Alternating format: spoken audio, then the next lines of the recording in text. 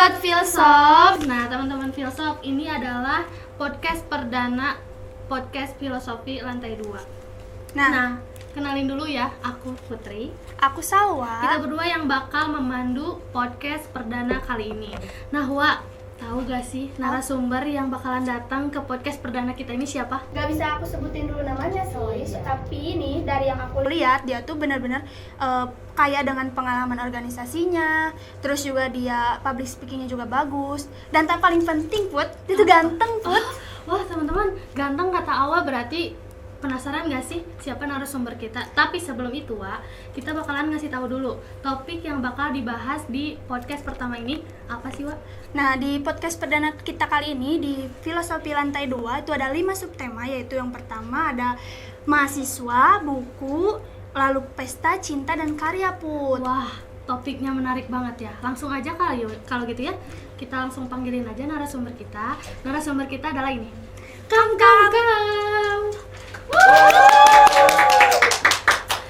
Nah, teman-teman, ini narasumber kita pada episode perdana kali ini.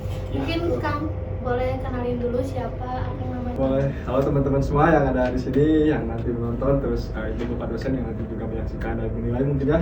Perkenalkan, nama saya Muhammad Insan Dewa Daifa. Saya mahasiswa aktif di Universitas Indonesia Bandung, program studi sarjana keperawatan, sekarang tingkat 3. Terus saya juga asli dari Pangalengan, sama kayak banyak di sini mahasiswa dari Stockholm Bandung yang berasal dari Pangalengan. Woi, anak-anak Pangalengan mana nih suaranya? Dengan pride.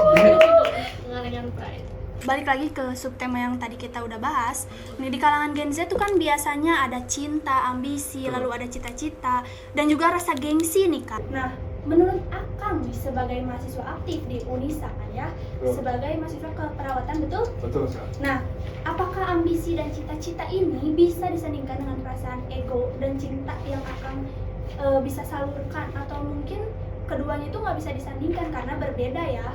Ini banyak sudut pandang ya yang bisa menjawab itu, tapi satu hal yang perlu diketahui terlebih dahulu, usia kita tuh usia sebaya kita ya, itu benar-benar lagi sangat bergejolak lah, baik bio, psiko, sosionya, Yes. Biologi, sosial, dan psikologisnya itu sangat-sangat bergejolak gitu. Tapi tergantung, tiap orang-orang kan menyikapi sesuatu pasti berbeda ya, maka dari itu pasti tiap orang itu juga punya caranya sendiri untuk menyelaraskan mungkin dari ambisi, cita-cita dengan si cinta tadi. Tapi menurut saya pribadi, dengan apa yang pernah saya baca gitu ya, yang namanya cinta dan cita-cita itu agak sedikit bertolak belakang. Kenapa? Karena mau sesuportif apapun gitu ya, sebuah cinta itu untuk mendorong kita mengejar cita-cita, pasti akan ada gapnya gitu. Gak akan sepenuhnya kita bisa didorong oleh si cinta itu gitu. Dan begitu juga ketika kita mengejar cita-cita kita, cinta itu akan merasa tidak diprioritaskan lah seperti itu. Mungkin gitu. Berarti ada skala, menurut kamu Insan ini tidak ada skala prioritas gitu ya, jadi kamu lebih memilih untuk memprioritaskan pendidikan dibandingkan perasaan si cinta itu sendiri ya kan? Betul sekali. Nah, tentang cita-cita nih ya, berarti kita harus punya pengetahuan lebih mendalam. Nah, Betul. buat kita ngejar cita-cita itu sendiri. Betul. Nah, pengetahuan kan masuknya ke buku atau teori. Oke. Tapi di sini kan di kalangan Gen Z itu kan mahasiswa tuh sekarang Gen Z ya. Iya. Betul. Rendah literasinya, rendah minat bacanya. Nah, Akang sendiri nih sebagai mahasiswa yang kita lihat ya tadi kata-kata yang dikeluarinya teoritis banget gitu. Pasti suka baca. Melihat teman-teman mahasiswa yang gak suka baca, gimana sih Kang? Oke, literasi itu nggak cuma tentang kita baca sebuah buku ya. Benar. Literasi digital juga kan itu termasuk literasi gitu. Hmm. Ketika kita membaca berita di handphone atau di gadget teman-teman, mau sambil ngapain, mau sambil rebahan, mau sambil apapun itu sudah termasuk literasi. Tapi dengan keadaan sekarang kita lihat bahwa berdasarkan data literasi di Indonesia khususnya di mahasiswa sekarang sangat rendah. Menurut saya itu sangat sayang sekali ya, sangat disayangkan karena jika kita memandang lebih luas kondisi kita, kondisi lingkungan kita, kondisi negara kita dengan keadaan yang sekarang, kita sangat perlu fondasi untuk bisa tetap berjalan di atas itu semua. Jadi gak apa-apa FOMO kalau buat kebaikan, apalagi buat baca buku, apalagi buat kemajuan bangsa sama negara ke depannya. Jadi buat teman-teman yang belum suka baca, jangan pernah berhenti mencari, menemukan buku yang paling kamu suka, karena pasti suatu saat akan ada satu buku yang membuat kamu menjadi pembaca nantinya. Berarti sebenarnya mahasiswa atau Gen Z tuh penting ya, berarti baca Sangat buku. penting. Bener banget. Soalnya kan sekarang ya Gen Z tuh lebih sering buka sosmed dibandingkan Iya. buka Betul. buku. Jadi teman-teman kata Kang Insan itu penting banget katanya Betul baca sekali. buku itu. Aku nih pengen tahu banget nih, dari Kang Isan sendiri sebagai mahasiswa aktif nih, ada nggak sih karya yang pernah atau yang membanggakan diri sendiri yang perlu kita jadikan motivasi gitu? Based on my experience gitu ya, dari pengalaman aku, kalau sebuah karya, mungkin aku udah pernah ngaransemen beberapa lagu karena aku aktif di UKM Kesenian juga, dan kebetulan diamanahi menjadi ketuanya. Jadi karena tiap misalkan ada event-event tertentu baik di internal kampus ataupun eksternalnya, kita selalu membawakan lagu dengan hasil aransemen sendiri gitu. Yeah. Terus di luar kita ngaransemen, kita juga kadang bikin lagu itu sendiri gitu. Termasuk dari UKM kita sendiri, kita udah punya lagu yang udah dilisensi, udah paten punya kita gitu. Wow, itu suatu Iya, karya benar. yang oke Luar banget ya. biasa gitu. Berarti menurut Kang Insan tuh sebagai mahasiswa tuh penting ya punya karya tuh. Betul, karena nggak cuma dari hasil produk yang nantinya nyata ada gitu ya, itu juga kan membuktikan bahwa soft skill kita di bidang tertentu itu berarti bisa dibilang mumpuni gitu, sehingga bisa menghasilkan suatu produk gitu. Tuh berarti teman-teman yang kupu-kupu atau kuliah pulang, kalian lebih baik cari karya kalian tuh Betul. sekarang gitu ya Iya. di kalangan mahasiswa. Seret ya.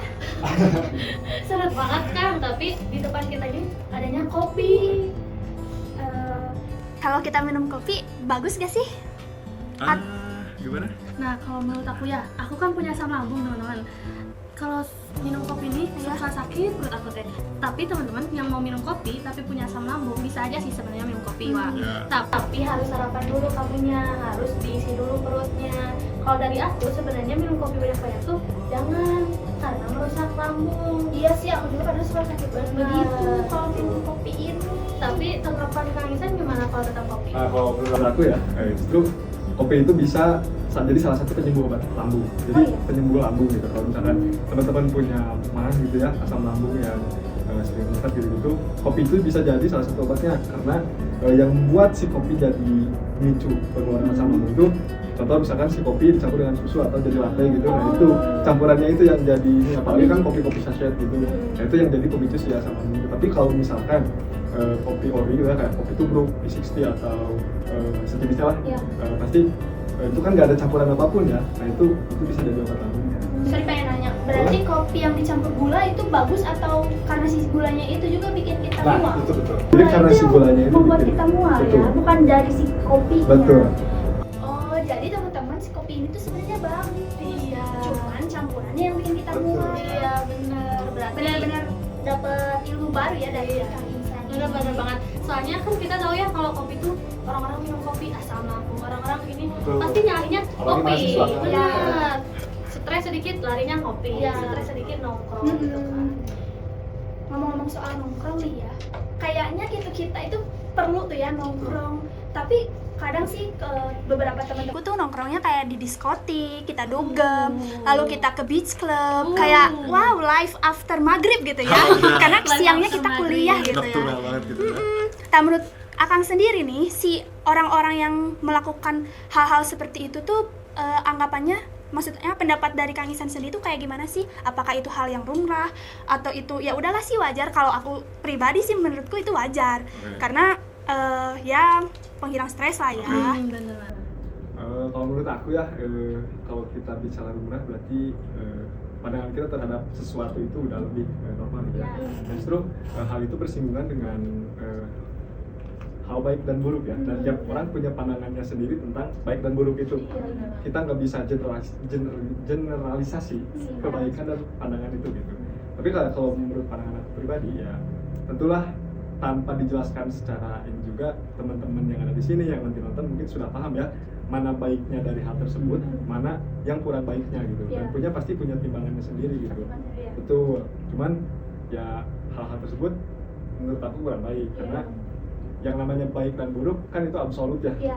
Tidak ada keraguan sedikit pun di Iya, dalamnya gitu. bener. Yang benar ya udah benar, gak Iya. ada noda buruk sedikit pun gitu. Jadi Gak ada ya tapinya.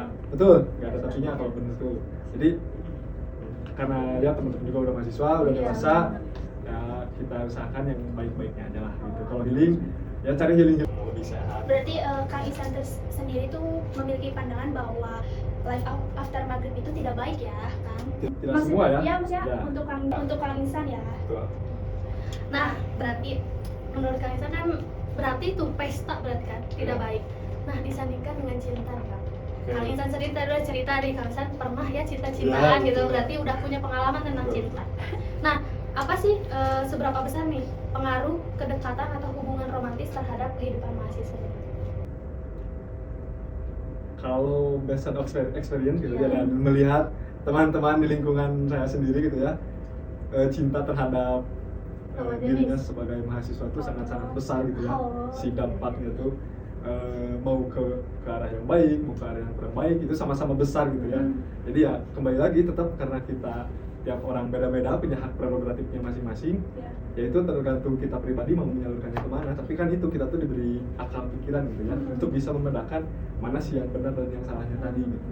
Nah, tapi pertanyaannya itu kita lebih kayak aku pengen tahu nih buat gitu. ya Kang Hmm. Kang Ihsan itu ada nggak sih kayak ketertarikan, maaf salah, ada nggak sih kita maksudnya kayak, Oke.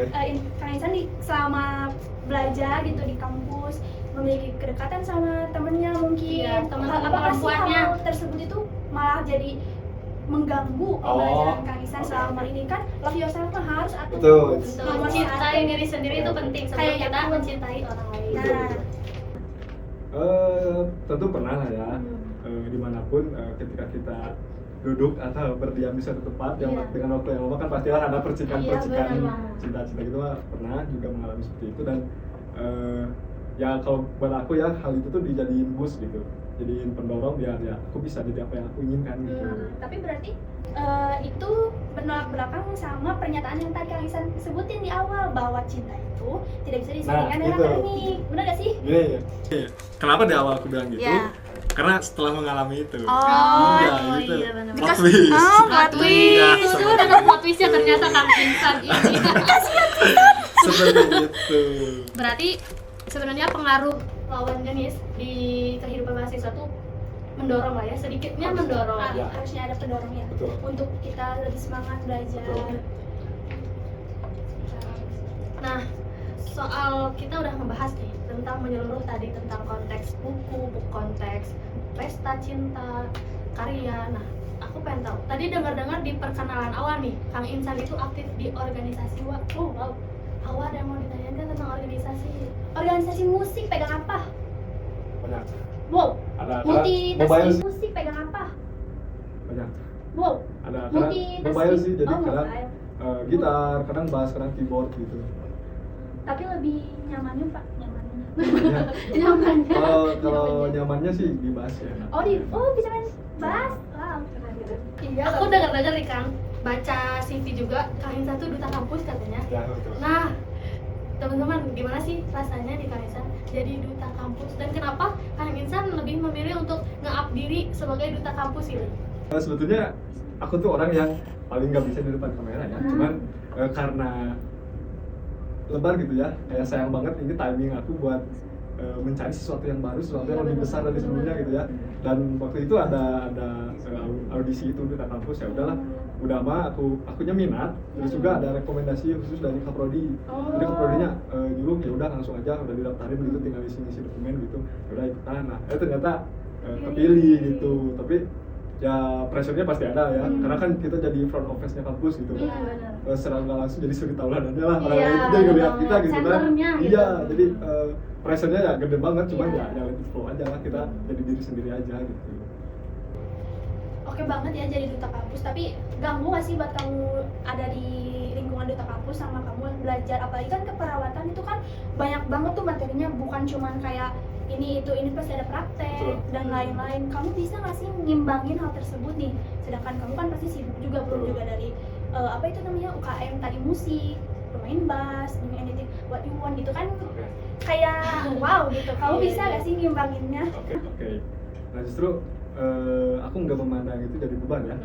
Bisa dibilang jadi ya udahlah pelarian aku dari ngampus gitu kan, karena dengan yang tadi materinya banyak banget, tugas, praktek dan lain-lain gitu. Nah ketika aku selesai dari itu beralih ke tugas UTA dan di UKM tadi, justru malah ke refresh gitu, karena tadi aku nganggapnya bukan beban. Ketika aku masuk di situ malah jadi kayak suasana baru lah, jadi nge-refresh tadi dan juga jadi buat belajar juga gitu, time management aku yang makin bagus gitu nantinya, karena kan kalau khususnya tenaga kesehatan mau dokter mau perawat gizi dan lain-lain, pokoknya yang tenaga kesehatan time managementnya kan harus benar-benar bagus ya, karena shift-shiftan terus, karena kita juga objek kita tuh kan orang gitu, manusia, jadi benar-benar harus telaten gitu. Nah dari situ juga jadi bahan pembelajaran. Jadi teman-teman, organisasi juga harus dipilih sesuai dengan minat bakat Betul, kita. Nggak bisa dipaksain. Benar, karena kalau kita ikut organisasi di kampus tapi tidak sesuai dengan minat bakat kita, Kang, itu tuh pasti gak bakalan enak gitu ngejalaninnya, benar kan? Ya. Betul sekali. Tapi nih sebelumnya Kak Isan sama Kak Putri, jujur nih Kak Putri, Aku cewek. maaf, saya nggak cinta aku. Sebelumnya nih ya, aku tuh termasuk mahasiswa yang kupu-kupu gitu. Aku tapi di luar itu aku ada yang lain gitu ya. Tapi kan maksudnya ini kita di lingkungan kampus gitu ya. Aku tuh gak ikutan organisasi, UKM atau apapun yang terikat dengan kampus. Aku itu ada mahasiswa yang kuliah pulang. Gimana sih caranya biar temen-temen nih, khususnya karena aku udah gak mungkin ikut-ikutan kayak gitu ya, bisa lebih memberanikan diri, karena dulu aku tuh malu banget untuk kayak ngobrol, terus kayak lu aku mau ikutan ini nih, atau aku mau daftar ini nih, terus untuk malu buat ngajak, karena kan kita belum paham tuh kan, kita masuk organisasi kita kan nggak tahu apa-apa. Dulu aku pernah ikut salah satu organisasi di kampus sebenarnya, tapi karena aku malu buat nanya, jadi kayak orang yang nggak ngerti apa-apa, padahal itu kan wajar. Nah gimana sih cara kalian biar adik-adik nanti bisa lebih aktif dan mengembangkan diri buat ikut-ikutan organisasi lah, minimal buat perkembangan mereka di kampus jadi lebih hidup kan ya, pengalamannya juga jadi lebih banyak seperti Kang Insan. Ya aku dulu mungkin ya. Boleh. Karena di Stikom ini aku itu ikutan badan eksekutif. Ya, jadi aku udah maju di badan eksekutif ini 2 periode kebetulan. Nah, tapi kalau menurut aku ya, pertama kali kita ikutan organisasi di kampus itu memang hal wajar, karena aku buta organisasi dulunya. Aku nggak tahu organisasi itu apa, aku nggak tahu, bahkan untuk datang ke badan eksekutif aja aku nggak punya bekal apapun gitu tentang organisasi. Tapi setelah berjalan, kalau kitanya nyaman, dan aku tadi bilang kalau kitanya sesuai dengan minat dan bakat, pastinya bakalan tetap maju. Nah, kenapa kamu langsung mundur pada saat itu? Mungkin di situ organisasinya bukan minat dan bakat kamu. Memang betul. Dan aku tuh pengen nih dari kamu nih, yuk ajak teman-teman di bawah kita atau di tingkat kita buat kayak kamu ikutan BEM. Ya, mereka ngelakuin sesuatu yang lebih bagus gitu di kampus dibandingkan cuma nongkrong, ngopi, jajan seblak di kantin. Udah. Ya, buat teman-teman ya, khususnya adik-adik yang lainnya, kalau misalnya memang pengen ada portofolio, terus juga pengen banyak pengalaman ataupun relasi, lebih baik pertama kita ikutin dulu organisasi yang ada di internal kita, yang ada di kampus kita. Contohnya ada badan eksekutif, ada juga UKM, ataupun juga ada komunitas-komunitas jurnalis, karena kan kita ilmu komunikasi. Nah, dari situ kita bisa dapat relasi, kita bisa dapat pengalaman banyak, terutama kan apalagi nanti udah semester kayak kita cari tempat magang, kalau nggak punya relasi susah, bingung banget. Iya, kalau di kampus ini menurut aku ya, salah satu kita mencari relasi itu dari organisasi, Kang. Kalau misalnya di kampus apa gimana? Nah betul, sama banget sama kayak gitu. Justru dengan kita berorganisasi, walaupun ya capeknya memang itu realita ya, realistis gitu, kita juga itu capeknya organisasi itu emang nyata gitu, gak bisa dipungkiri kan. Cuman ya itu tergantung sudut pandangnya kita lagi gitu. Kalau misalnya kita mandangnya capek ya pasti dapat capek gitu. Cuman kalau kita mandangnya dari segi benefitnya yang tadi udah disebutin gitu ya, kita dapat relasi, kita dapat soft skill kita meningkat, kita dapat legacy buat nanti di portofolio gitu kan, itu benefitnya lebih banyak dibanding rasa capeknya gitu ya. Mungkin buat adik-adik tingkat nanti gitu ya, cari passion Anda di mana dan kembangkan, karena itu soft skill itu akan sangat membantu kehidupan Anda gitu. Berarti coba begitu. Jadi pertama yang harus kita tahu adalah minat dan bakat. Apapun itu konteks ataupun topik, kalau kita udah tahu minat dan bakat kita bisa semuanya, kita bisa enjoy menjalani. Berarti kesimpulannya tuh kayak minat, bakat tuh nomor 1 ya. Jadi kita lebih memperkuat diri kita sendiri ya. Betul. Tadi kan kita membahas 5 topik. Iya. Jadi kesimpulan dari 5 topik ini sebenarnya satu, minat dan bakat kita itu apa? Iya. Kalau buku, kalau kita minat buku kita bisa. Iya, akademik Kalau ya. ternyata kita minatnya lebih ke foya-foya dan hal luar, kita bisa Betul. ambil pesta dan Iya. cintanya gitu loh, Wak. Betul sekali. Dan karya juga perlu ya, Kak. Betul. Supaya kita lebih hidup dalam kehidupan mahasiswa ini. Iya, itu dia. Nah, Akang, berarti dari 5 topik itu ada nggak pesan dan kesannya nih buat penonton nanti? Pesan dan kesan buat teman-teman yang nanti menyaksikan ini ya, temukan passionmu di mana, karena dengan passion itu kamu akan tumbuh dan kamu akan hidup. Oke, teman-teman, Filsuf di sini kita bakal mengakhiri episode perdana ini dengan berterima kasih kepada Kang Ihsan. Bener Sama-sama. banget. Makasih Kang ya udah Ya, mau datang ke sama-sama. podcast kali ini. Tepuk tangan dulu buat Kang Ihsan ya. Terima kasih Terima teman-teman kasih. yang udah menyaksikan podcast Filosofi Lantai 2. Sampai ketemu di episode selanjutnya. Bye-bye.